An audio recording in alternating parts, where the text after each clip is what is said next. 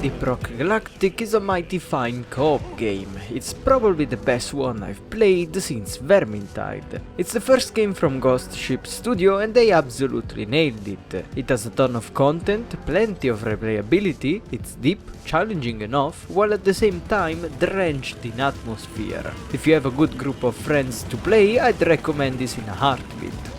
Let's begin.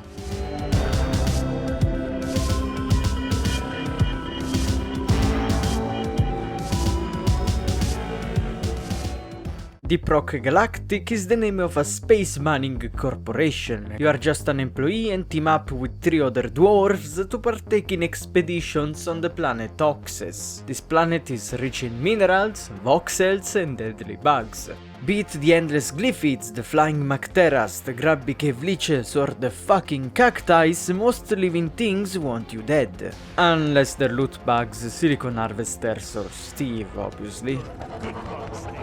Despite the danger of the expedition, the company doesn't pay that much on its own, but there's one perk. You can keep any mineral and gold you manage to collect. The profits are then spent on better equipment, or, if you're not a scrub, on cosmetic items for your dwarves. I've actually played this game during free weekends and... what's this garbage?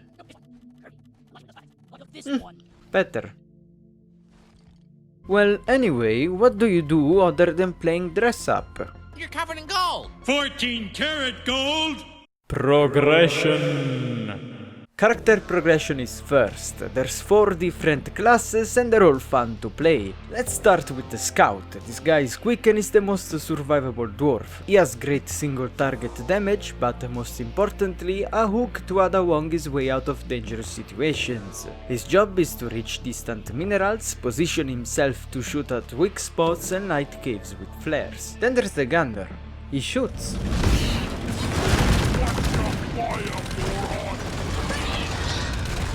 A lot.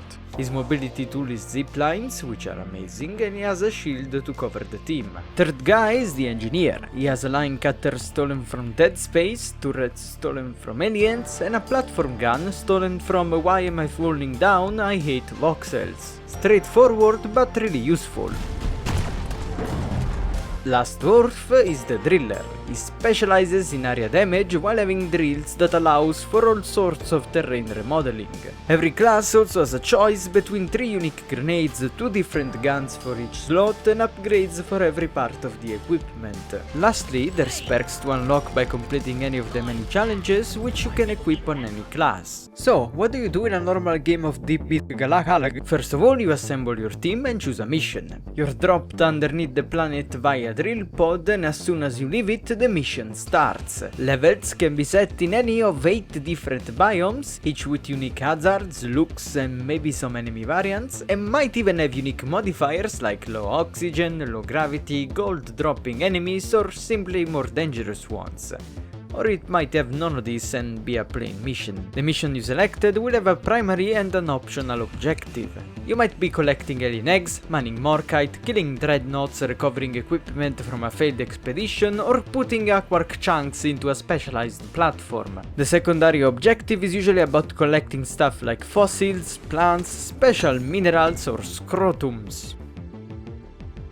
Once you're done, you'll board another drill pod and return in orbit. Leave no dwarf behind. That's me now! That's me now! Oh no, that's me now! I can't move my behind me! Get back! Hey, don't leave me! Rescue me! Also, shoot no dwarf that's trying to not be left behind.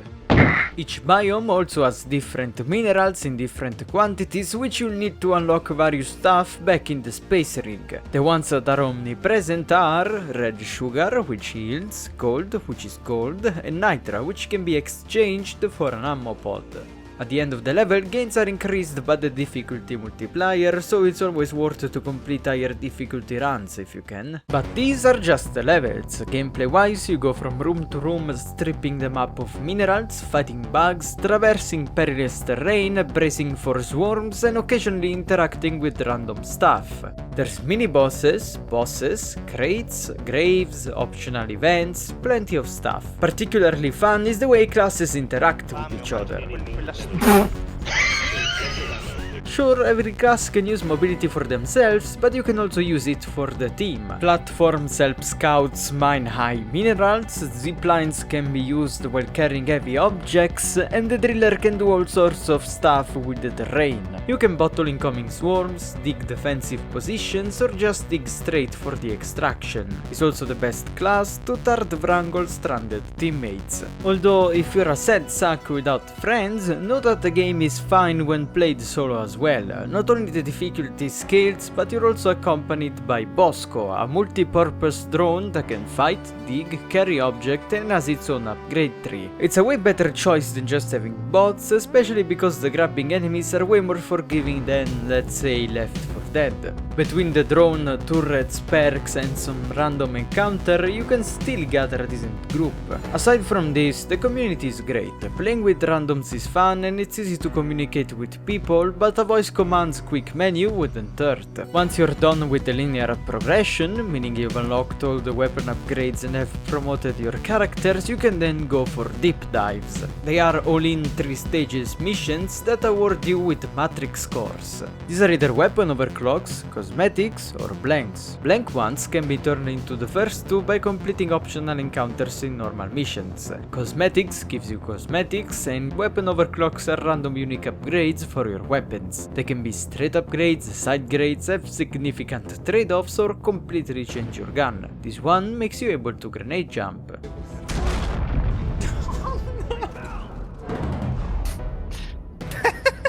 The hunt for good overclocks is, at least for now, the endgame part of the progression. Now, I want to make special mention of the amazing atmosphere. Part of it is the music, which is amazing, good, but the majority of the work is done by the lighting. Lighting! The bioluminescent plants, the crystals, the glowing enemies, I mean you got eyes, you can see this by yourself. If you're blind, I apologize. By the way, this is all at minimum settings and it still looks great. One part that helps with drinking in the atmosphere is the pacing. While the game is decently challenging at times, there's plenty of quiet parts where you'll be able to admire the scenery.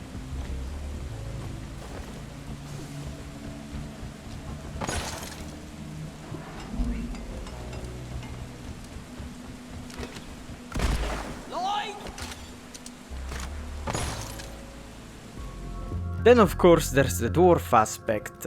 It even starts with the splash screens as the Coffee Stain logo comes with a beer sound for some reason. Maybe it's foamy piss, not sure. There's beers you can drink before the mission to get a bonus, pickaxe customization, dancing and even unhelpful beer unlocks. Ow! The useful R&D put a bit of work in it. Where am I? So, drink the extra gold beer and pray to find a Crassus detonator. It's loads of money. If you so choose, you can also do a mission while drunk for added challenge. The team will also scream some pretty neat dwarf lines such as rocket stove and cock and balls. I mean, it's called the Deep Cocky Nastids for a reason. Or even for Carl, who is either Dwarf Jesus or Space Cosinocri. It's not the most original setting, it's basically Warhammer Fantasy Dwarfs in space, but it's very nice. I especially like that while the miners are your usual dwarf, mission control is just a normal NASA sounding guy. The seat in the drop pod are meant for employees only, not barrels. I believe the setting should appeal to everyone. I particularly like it because it fulfills my power fantasy of killing myself.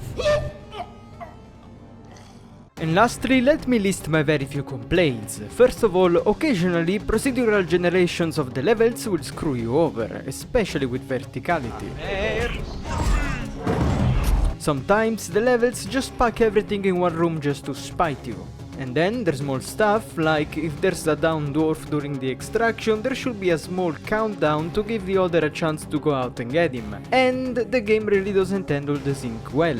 That's all of them more or less, none of these are major points against the game. On the suggestion side, I'd just love to see more stuff. While 8 biomes is a lot, more wouldn't hurt. A surface biome would be neat, for example, and while they do feel extremely different from each other, unique enemies rather than just enemy variants would go a long way. Since the player shaping of levels is such a big part of this game, I would also love to see a type of mission set in an already explored place, like a rescue mission in another player's level. Other than that, more weapons, alternative support tools, more classes, overclocks for equipment, maybe some combat beer.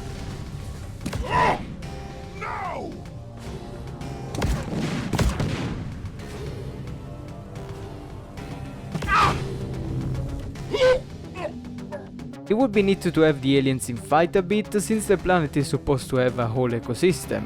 Moreover, there's a distinct lack of mini-bosses, as the detonator is the only one worthy of the title. No! No! No!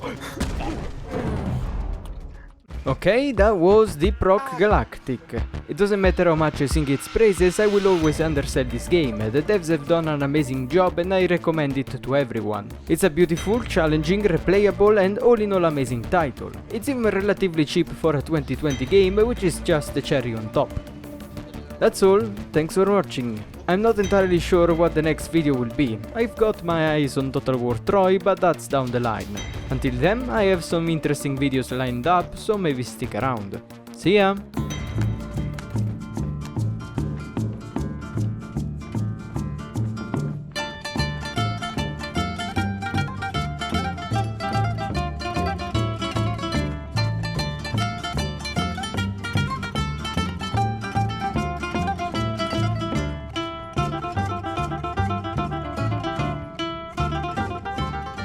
Contact. Good 4. Wait, 6. 12.